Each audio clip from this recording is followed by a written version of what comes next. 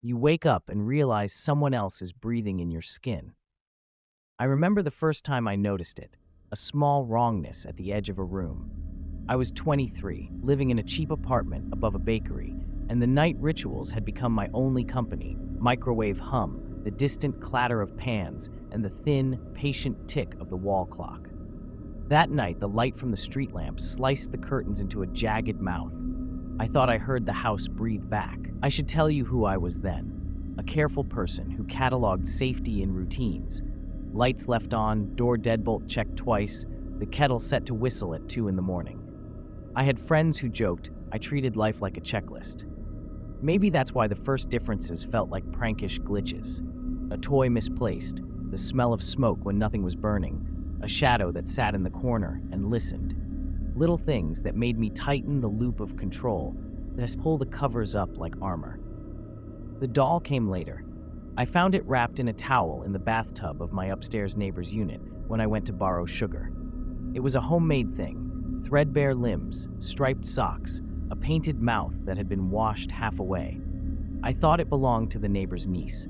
I gave it back and laughed about it at work. People chuckled, sympathy and dismissal braided together. But after that night, the laughter in my head went slack, and something else started to fill the room with me. It began with sounds I could not place. A tiny scrape like nails dragging along wallpaper, breath pressed to the glass of the window, though the panes were closed, the muted sound of someone humming a lullaby in a voice that did not belong to any of the living around me.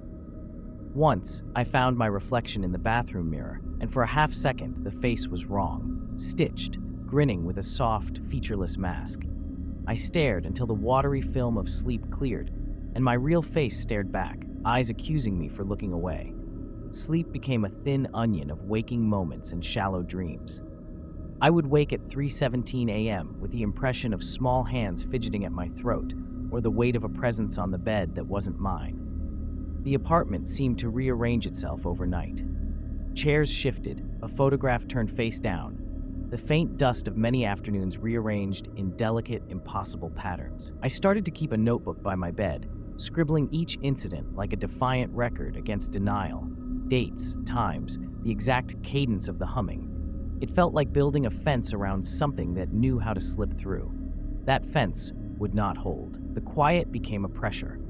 It pooled in the corners and pressed its cold fingers against my ribs until I breathed with it. Days blurred. The office lights hummed like distant insects, and home felt like returning to a body that had been altered without my consent.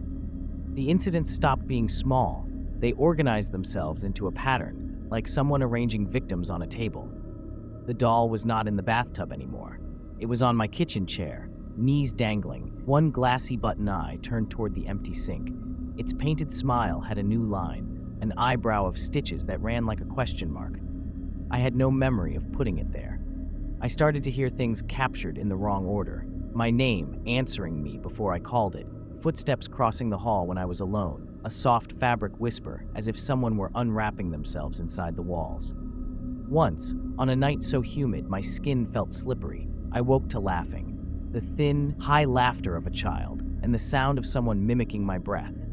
I followed it to the living room and stopped because the radio was on, not playing. The display blinked 12 zeros, and underneath, a recording file named with today's date. I pressed play. It was my voice, speaking words I had never said. At first it was a murmur, a list of mundane things, milk, locks, dentist, and then it liquefied into phrases that sunk like stones. She took the wrong face. It fits better on the other side. Keep her smiling. My throat closed. I smashed the radio until the knob broke and the shards cut my palms. The next morning, I found the radio clean on the shelf and the cut on my hand closed as if sewn by someone careful. Neighbors began to ask about the noises. "We heard a child," Mrs. Ortega said, and her eyes slid from my face to a spot behind me where nothing stood. I tried to explain, and the explanation tasted like metal. I went to the landlord. He shrugged. "Old pipes," he said, and his apartment smelled of lemon oil and denial. But when I returned, a packet of photos had been slipped under my door. They were Polaroids with the edges browned, taken in my apartment, my couch, my sink, my bed. In each, someone stood in shadow behind me. Only when I held the photo up to the light did I see what the shadow held. A ragged doll, and in every photograph, that doll's face bore a thinner, unmistakable likeness of me. Sleep became a theft. I'd wake with my pillow smelling faintly of fabric glue and starch. Once I woke, and for a moment I thought my mouth tasted like thread. I ripped a corner of the pillowcase and found a dark fiber, coarse and human, sewn with clumsy, loving stitches into the seam.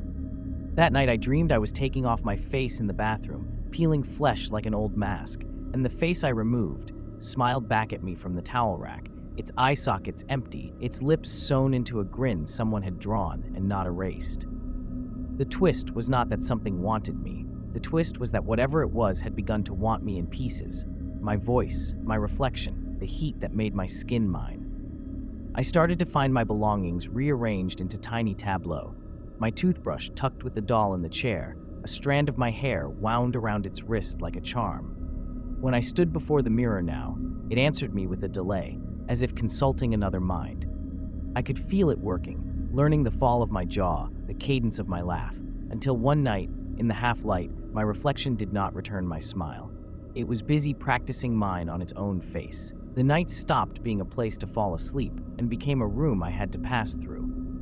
By then, the apartment felt like someone else's stage, and I was the actor forced to rehearse lines I never learned. I tried to leave once, packed a bag with clothes, my passport, the little notebook with its frantic timestamps, but the door would not open. The deadbolt turned until it clicked and then turned back on its own, slow and precise, as if someone outside had remembered to wind a watch. I pressed my ear to the wood and heard the soft sigh of fabric rubbing fabric, the quiet adjustments of someone arranging a collar. That same night, the doll sat across from me at the table. I had not seen it move in the day.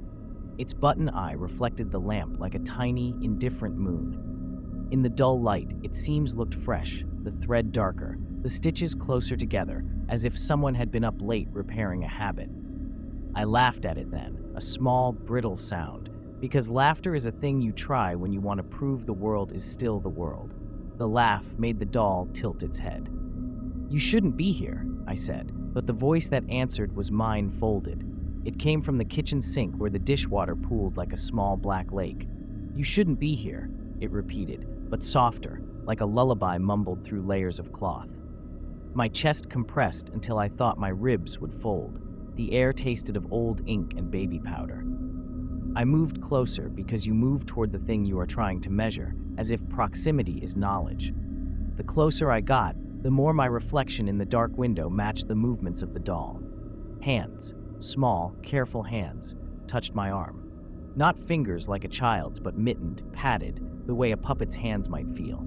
I ripped them away, and something that sounded like paper tearing cried out across the room. The doll's head turned, and where its painted smile had been, a new mouth opened, a slit of shadow. And then I heard it, my voice, singing the lullaby my mother hummed when I was ill. It sang the part I had never learned, the harmony that shouldn't exist. The sound wrapped itself around my throat and pushed. I tried to fight. I grabbed a knife from the drawer, the metal catching the light in a clean, angry flake. I lunged and missed, and the blade skittered across the floor to stop at the doll's feet. When I looked up, the doll was closer, impossibly closer, its striped socks brushing my ankles. Its face was no longer just paint. The features shifted like paper pulled over glass, my cheekbones, the slope of my nose, until it wore an approximation of me, stitched, imperfect, and better at smiling. The last thing I remember before the room went thin was the sensation of unfastening, the gentle peel of something separating from my skull. It was not violent. It was deliberate, the kind of tenderness someone uses when handling a fragile thing. I felt cool cloth against my cheeks, hands that had learned the map of my face by touch. There was a sharp, sterile smell, vinegar, burned hair, and then a cool wetness like the first rain after drought. Now, when I look in a photo, sometimes I am there, and sometimes I'm not. Sometimes the person in the background wears my mouth better than I do. The notebook sits on the shelf with the pages blank where I once scrawled dates. I hear the lullaby through the walls on certain afternoons when the light has the wrong angle and the apartment sighs as if settling into a new, comfortable shape. I try to speak, and the voice that answers is patient. It knows the syllables, the places to pause. She keeps my teeth.